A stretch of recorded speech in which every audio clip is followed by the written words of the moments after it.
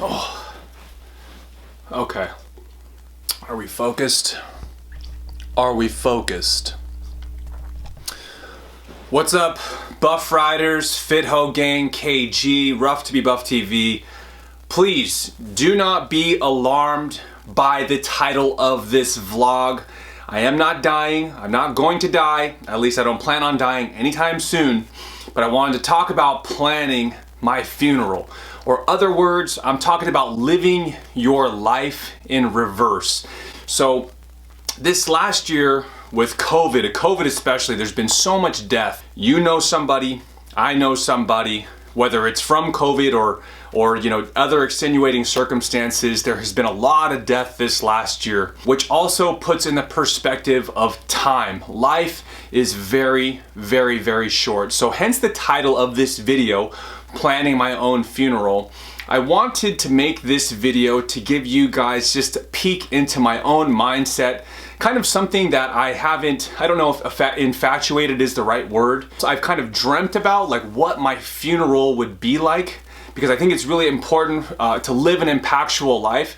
And towards the end of my life, I want to know how many people's lives have I changed, how many people's lives have I touched, how are people going to remember me. So sometimes I like to picture living my life in reverse, and I've done this practice for a long time now. I've actually thought about this first when I was a teenager, because it popped into my head like one day I am going to die. It may be way far off. At the time I was probably 13, 14, or 15 years old, but I am going to die. And what is that day going to be like?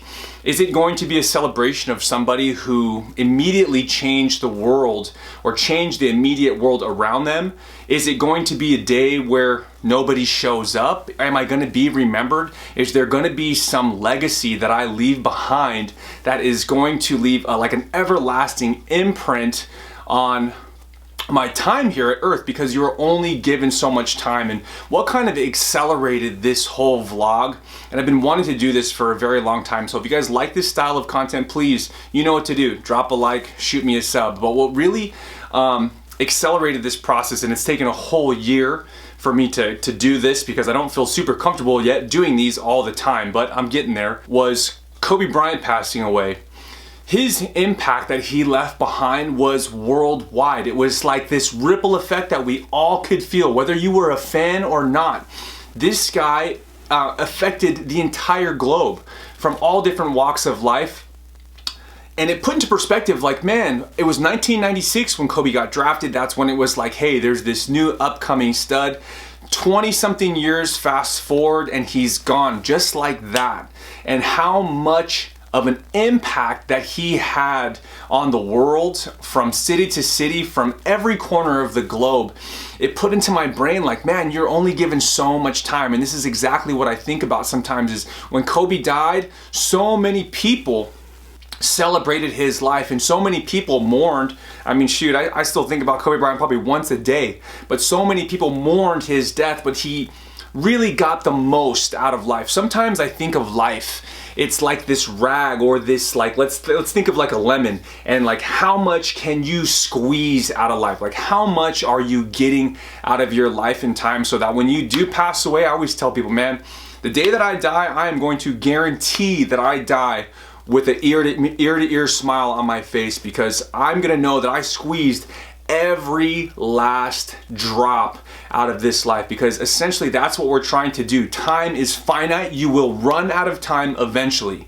What are you doing with your time right now? Are you maximizing the time that you're given? That's what's most important and in the forefront of my mind. And that's how I think I get a lot out of my life, as far as finding inner peace, becoming a happier person, or just making sure that I'm living a fulfilled life, because that's what this vlog is about, is getting the most out of your time, fulfilling your life and doing it on your terms, on your accord, that where you know you're satisfying that inner peace inside of you. So what I wanted to kind of leave with you guys with today was like a plan of action. First and foremost, think of living your life in reverse. What does that day look like? What do people say when they go up on the pew and talk about you? What type of memories did you leave behind? How did you impact people? What were the things that you did for the community around you? How are you going to be remembered? Are you going to be remembered as a nice guy who was funny, who always gave when he can? Or are you going to be someone who was selfish and had, maybe, who knows how you're remembered, but you guys get the gist of what I'm saying. So I wanted to share with you guys basically 5 different things. Like on my drive home today, I was coming home from work. I grabbed myself a beer. It was an 11.5-hour day. I earned it. 5 different things that I started asking myself, like, what are things that I try to practice every day so that I'm planning for a good funeral at the end of my life, so I know that I've really got every last drop out of the time that I'm given. So I wrote them down on my phone. Now, number one thing I try to do every day, I try to change at least one person's life for the positive. I try to rub off on them some positive way. It does not matter. Now, I don't do all 5 of these things every single day, but if I do try to top on at least one of them, we are headed in the right direction. So number 1 is, whose life did I change that day? Number 2 is, make one person smile. One person. I'm talking usually, and Danielle knows this is usually the person at the grocery store who's checking me in or, ringing all my stuff up, because usually grocery store workers, it's such a monotonous job. They're doing the same thing over and over like a billion times a day. If I can make that person smile for 1 second, crack a lame joke, make an ass of myself, job, mission accomplished, boom, we're having a good funeral. 3, listening. I make sure to just listen. I don't think there's enough ears to go around sometimes. A lot of people do not feel heard. It's one and I learned this one the hard way, because I can be kind of a preachy person. I can come off like overly talkative. I can overly coach. Less is more. Just listen.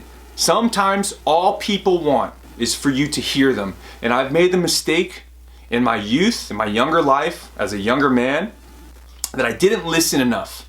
I wish if I would have done one thing differently, maybe in my early to mid 20s, even in my later 20s, I wish I would have listened without saying anything in return, without any response, because sometimes people don't want to be told. They're always being told what to do. So sometimes it's best to just sit back, open your ears, absorb what that person's saying, and then that's it. Leave it at that. Shake your head, nod, move on to the next topic.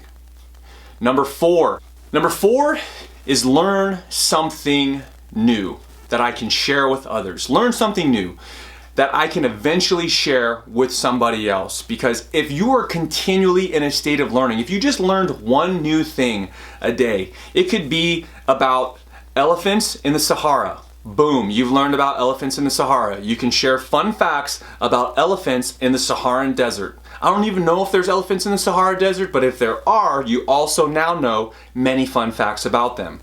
So learn something new every single day. Let your brain be curious and learn. You have this thing, it's called a cell phone. You can basically look up anything you want at the power of the tips of your phalanges. These are phalanges. Yes, I think these are phalanges. 5. The last thing, number 5.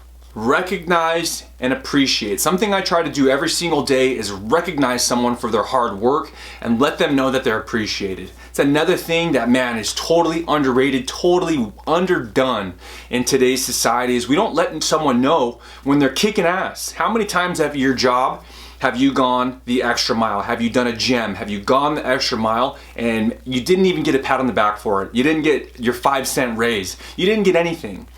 Usually all people, completely, the best way to motivate someone is through encouraging them, and sometimes encouragement takes appreciating and recognizing the hard work that they've been doing, especially when it's like it's due.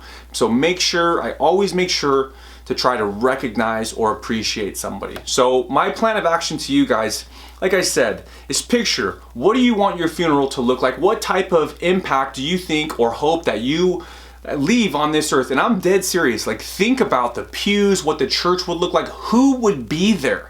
Who would want to go up and speak on your behalf to spread the awesomeness that is you? And then the second part of this is I need you to write down 5 ways that you can plan the best funeral of your life. Don't die. Do not die, because first we gotta live. I'm KG, Fit Hose, Buff Riders. I'll see you guys next time. Thank you so much for tuning in.